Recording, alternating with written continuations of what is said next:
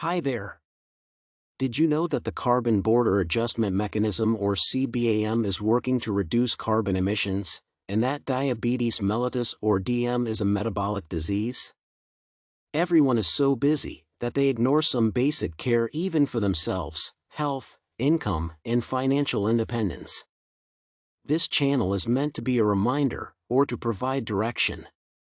The results I have are from the latest data at the end of last year. I found a link between CE and DM, so let's get into it. At the end of last year, I used some unique technologies, such as neurostimulation and AI, to explore the impact of the CBAM on Taiwan's economy. I analyzed the data from 5 major fields: climate change, trade finance, agriculture, environment, and public management. I found a potential link between CE and DM interesting, isn't it? I also did an academic search, but only found a relevant paper that the goal of the CBAM is to reduce carbon emissions, and diabetes is a long-term disease characterized by high glucose. Climate change and CE are able to alter food systems, physical activity patterns, and other risk factors that may contribute to diabetes. Too many carbon emissions is linked to type 2 diabetes, because it causes insulin resistance. Simply put, CE leads to air pollution, and air pollution increases the risk of DM. Along with increased CE, extreme weather changes will also appear. This has a great impact on food production and supply, forcing people to change their eating habits and choose low-carb diets to reduce the risk of diabetes. The CBAM program that is active in various countries aims to reduce CE and promote environmental sustainability.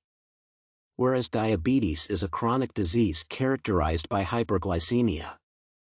CO2 is one of the greenhouse gases linked to global climate change, and diabetes is a metabolic disease linked to the catalysis of insulin.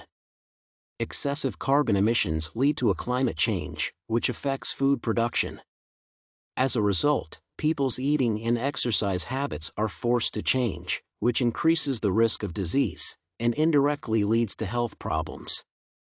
CBAM is a policy tool in the environment world, aimed at reducing the emissions, and mitigating climate change by imposing charges on imported goods based on the carbon footprint. It may reduce the emissions, and have positive effects on the environment and public health. However, diabetes is still a metabolic disorder, affected by a complex interplay of genetic and lifestyle factors, such as obesity, physical inactivity, diet, and environment. The haze, air pollution, and environmental factors can indirectly affect the development and prevention of the disease, and the exact impact of the CBAM of each country on the prevalence of diabetes will depend on the rigor of its policy formulation and practice, and the effectiveness of reduction of carbon emissions. So when every country formulates its own CBAM, it must simultaneously address its connection to diabetes. Reducing CE is critical to mitigating climate change, and addressing diabetes risk factors is critical to reducing the prevalence of the disease, and improving population health through public health interventions, such as education, and access to healthy food, as well as access to physical activity.